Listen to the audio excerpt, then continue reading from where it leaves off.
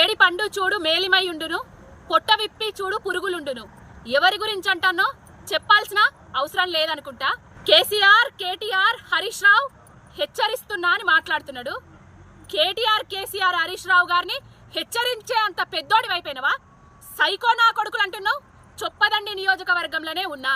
ఈ నియోజకవర్గ ప్రజలను అడిగితే తెలుస్తుంది ఎవరు సైకో నా కొడుకు, ఎవరు సైకో ప్రవర్తన చేసిండు అనేది. సానుభూతి రాజకీయాలతోటి ఓడిపోయి వాళ్ళ వీళ్ళ కాళ్ళు మొక్కి దండాలు పెట్టి కన్నీళ్లు పెట్టి గెలిచినవు. ఇప్పుడు గద్దెనెక్కి కూసోని బీఆర్ఎస్ పార్టీ వాళ్ళను రోడ్ల మీద తిరగడియము, పార్టీ ఆఫీసులకు వచ్చి కొడతాము అనే అంత పెద్దోడి వైపోయినావు. కొట్టడానికేనా మిమ్మల్ని అధికారంలోకి తీసుకొచ్చింది? కొట్టడానికేనా మిమ్మల్ని ఎమ్మెల్యేలను చేసింది? రైతు భరోసా ఇస్తారని కదా ఎమ్మెల్యేని చేసింది, ముఖ్యమంత్రిని చేసింది.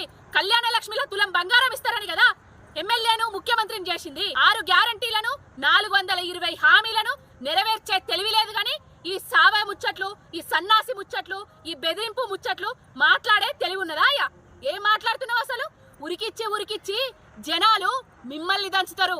మీ కాంగ్రెస్ ఎమ్మెల్యేలను దంచుతారు, మీ కాంగ్రెస్ ముఖ్యమంత్రిని దంచుతారు. ఎందుకు దంచుతారంటే సంక్రాంతి వచ్చినా కూడా రైతులకు రైతు భరోసా వేయని సావజచ్చిన ప్రభుత్వం మీది. సంక్రాంతి వచ్చినా కూడా 2025 వచ్చినా కూడా రైతులకు 100% రుణం మాఫీ చేయలేని చవట ప్రభుత్వం మీది. హామీలను నెరవేర్చే తెలివి లేదు గాని అడ్డగోలుగా మాట్లాడి రెచ్చగొట్టే తెలివులైతే వస్తున్నాయి. పైనోడు గట్లనే మాట్లాడతాడు, కిందోళ్ళు గట్లనే మాట్లాడతారు. ఇప్పటికైనా మారరాయిగా. ఖబర్దార్ బిడ్డ, భయపెడితే భయపడేటోళ్ళం కాదు, ఉరికిచ్చి దంచటోళ్ళం, ఉద్యమం నుంచి వెళ్ళి వచ్చినోళ్ళం. నీ పిట్ట బెదిరింపులకు, నీ పిట్ట కథలకు భయపడే ప్రసక్తే లేదు. చొప్పదండి నియోజకవర్గంలోనే ఉన్నాము.